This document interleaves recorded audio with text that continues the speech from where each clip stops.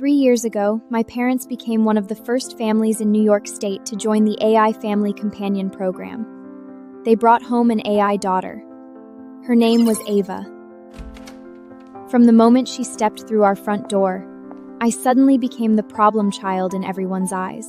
Dad thought I was rebellious and difficult to manage, while Mom constantly told me I could never compare to Ava. My brother Jason didn't even bother hiding his disdain for me. Emily, is there anything you do besides competing with Ava? I was on the verge of tears. In a fit of anger, I shoved Ava. The next second, Mom's hand came down hard across my face. Enough! Ava has only been part of this family for a week, and she's already more mature than you. Since you refuse to learn how to behave, then you can go to NorthStar Behavioral Academy and learn some discipline. 3 days later, I was sent to the academy. To the outside world, NorthStar claimed to be an elite institution dedicated to helping troubled teenagers improve their behavior. My parents called it a second chance. The students there called it hell. 3 years later, my parents and brother came to take me home. They called my name over and over again, but I didn't move. The headmaster, Victor Shaw, smiled and said, "Mrs. Carter, you'll need to use the activation command first." Mom froze for a moment, but she still repeated the words Victor had taught her. Activate E314. My eyes lit up like a screen that had been dormant for years, finally receiving a signal. I slowly straightened my back and turned my gaze toward my mom. System activated, awaiting instructions. Mom stared at me in shock as Victor's voice sounded from behind her. "Mrs. Carter, this is NorthStar's proprietary behavioral correction system. It helps students develop absolute obedience. Your daughter will be just as compliant as an AI." Jason stepped forward with the familiar grin on his face.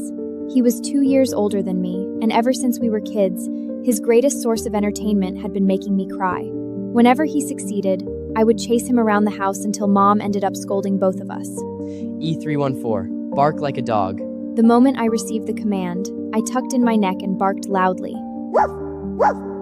Jason laughed so hard he nearly doubled over. Emily has finally learned her lesson. She used to spend half an hour stalling every time we told her to practice piano. Now she'll bark on command without hesitation. Dad and Mom nodded as well, clearly pleased with my performance. On the drive home, Mom casually asked, "Emily, how were your 3 years at the academy?" I didn't answer because she hadn't said answer. "Emily?" I finally spoke, my voice as steady as a machine-generated notification. Questions do not constitute valid commands. If you require a response, please use an imperative statement. Mom opened her mouth and stared at me for a long moment before finally saying, "Answer." My experience at the academy was productive and meaningful. I successfully completed the 3 core programs of emotional control, absolute obedience, and rational thinking. Graduation evaluation, excellent. I recited every word with no change in tone, as though I were reading from a product manual.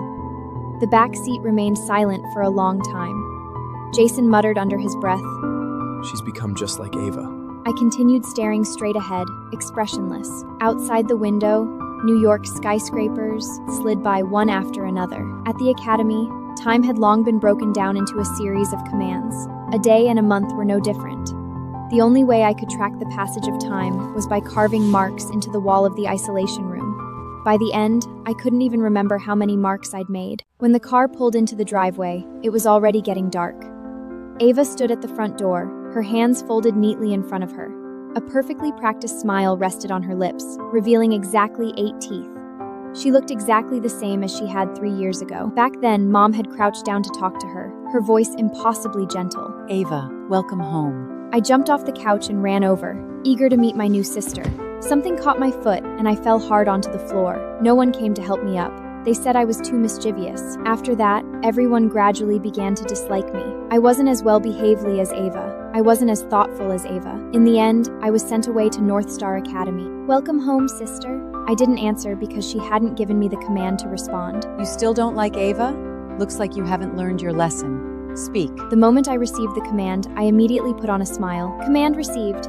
Thank you." Mom nodded in satisfaction. At dinner, the whole family sat around the table. Ava sat to Mom's right, Jason sat to Dad's left, and I sat at the far end. Steam rose from the plates. The smell of food drifted into my nose, but my stomach felt nothing. At the academy, Eating had been defined as an energy replenishment behavior, unrelated to pleasure and unrelated to hunger. Let's eat. Mom said it casually. I immediately picked up my fork and knife. Mashed potatoes, roast beef, bell peppers. Well, that's new. You're eating bell peppers now? Weren't you the pickiest eater ever? I didn't answer. I simply cut off another piece of bell pepper and put it into my mouth. The instructors had always said that preferences were a form of incomplete correction. During my 3rd month there, I was locked in the isolation room for 2 full days because I refused to eat bell peppers. No light, no sound, no stimulation of any kind, only darkness. When I came out, I ate bell peppers, then carrots, then onions, then Brussels sprouts. Everything I used to refuse to touch, I ate all of it. Mom nodded approvingly. She had always liked children who weren't picky eaters. The next second, I reached my fork toward the crushed peanuts in the salad. I put a peanut to my mouth, chewed 15 times, then swallowed. She ate peanuts? Emily has a severe peanut allergy. When she was little, she ate 1 peanut and ended up in the ER. The Academy can even cure that? I continued chewing silently without saying a word. My whole body trembled. My throat began to tighten. My skin started to itch. One horrifying red want after another appeared across my body. Why is her face turning red? Mom leaned in for a closer look. That's not blushing? That's an allergic reaction. Emily, stop eating. Don't you know you're allergic to peanuts? My hand froze in midair. I looked up at Mom. There was no emotion in my eyes. My voice remained as steady as if I were reading from a textbook. Is that a command? Mom froze for a second. By then, I was already struggling to breathe. The patient is experiencing a moderate allergic reaction. Immediate anti-allergy treatment is recommended. They immediately sprang into action, scrambling to give me allergy medication. By the time my breathing returned to normal, the living room had fallen into a terrifying silence. Something's wrong with her. She used to cry, throw tantrums, get angry. She wasn't like this.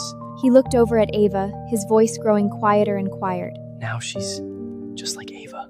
I didn't say anything because Jason hadn't given me the command to speak. Can you act normal for once? Stop trying to be Ava. We wanted a well-behaved sister, not a robot. I looked at his face. There was anger there, frustration, too. Please define normal. Jason's face immediately turned pale. Mom and Dad didn't look any better. Dad called NorthStar Academy. The person on the other end explained that this was a normal response to the deep behavioral correction program and that it would fade with time. E314 is currently our most successful graduate. She understands obedience better than any AI. Please don't worry. Everything you're seeing is completely normal. Dad hung up and repeated their explanation to Mom. Mom nodded. The two of them visibly relaxed. From that day on, I became the most useful tool in the house. When Mom told me to wash the dishes, I cleaned them better than Ava ever could.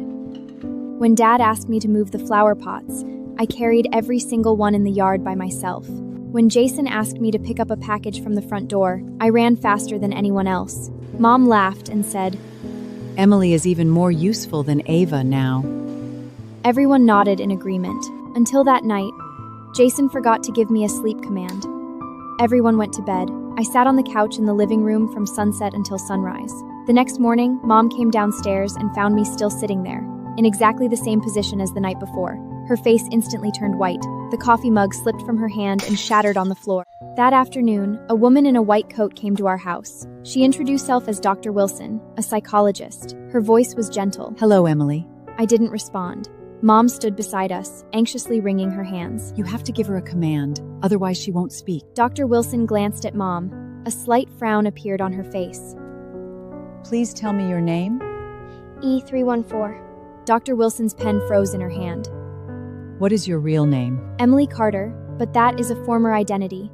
Academy regulations require graduates to use their assigned designation as their official name. The moment I answered, Dr. Wilson fell completely silent. The expressions on my family's faces turned grim. They all went into the study together and began discussing things I couldn't understand. Possible PTSD, dissociative symptoms, long-term psychological intervention may be necessary. After that, the atmosphere in the house became strange. They seemed to start treating me with extreme caution. On Ava's birthday, they made a difficult decision, to send Ava away. So this would be Ava's last birthday in our home. The living room was filled with balloons. A 2-tier birthday cake sat on the table. Ava walked over to me. She was as gentle as ever. Happy birthday, sister. I blinked slowly. Something inside my mind seemed to loosen. It was my birthday too. No one remembered. 3 years ago on this exact day, I had been pushed into a car and sent to NorthStar Academy. Mom, can I finish my birthday cake first? You can eat it when you come back after learning how to behave. I learned how to behave, but I never got that cake. Ava suddenly smiled at me. Sister, the definition of normal is pushing away someone you don't like. Push me, just like you did 3 years ago. I looked at her face. Something seemed to flicker inside her ice blue eyes. For the first time, a different expression appeared on the face that was always gentle. But she had given me a definition of normal. My hand came to rest on her shoulder. Before I could even push her, she fell to the floor, her skirt spreading across the hardwood like a flower on the verge of withering. The living room door swung open. Jason stood in the doorway, holding a plate of fruit. Emily, what are you doing? The fruit plate slipped from his hands and crashed onto the floor. Fruit rolled everywhere. Ava sat on the ground.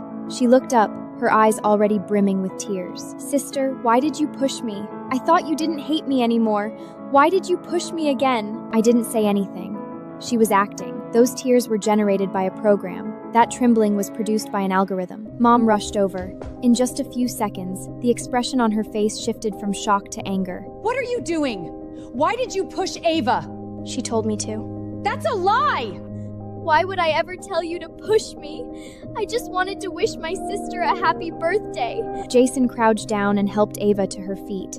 His movements were so gentle, as though he were handling a fragile piece of porcelain that might shatter at any moment. Then he looked up at me. His eyes were filled with disappointment. You haven't changed at all. You spent 3 years at the academy pretending to be obedient, and now your true colors are showing again. Mom's eyes turned red, but it wasn't because she felt sorry for me. We were just talking about treating you better. I was even starting to regret sending you to NorthStar. We've been discussing how to make it up to you. She stepped closer and jabbed a finger hard against my chest. And this is what we get? You haven't changed at all. You pretended to be good for 3 years and fooled all of us. I opened my mouth.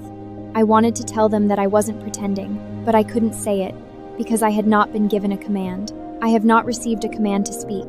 Say something! Mom suddenly shouted. Behind her, Ava leaned against Jason's chest and quietly sobbed. Go die. The living room fell silent for a second. What did you say?